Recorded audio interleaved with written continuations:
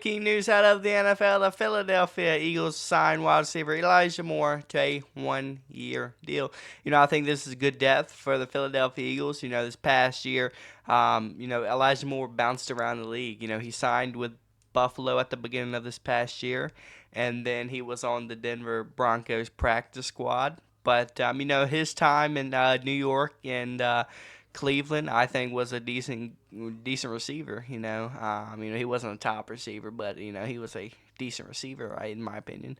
But Philadelphia, I think something's gonna happen with AJ Brown. They've added Hollywood Brown, they've added Elijah Moore, and I think Howie Roseman's gonna trade AJ Brown. If they do trade AJ Brown, they'll have Devontae Smith the one, Hollywood two, and Elijah Moore the three. That doesn't sound a bad of a lineup, But either way, if they don't trade AJ Brown, they'll have some good depth on this wide receiver position. And yeah, Philadelphia has signed Elijah Moore.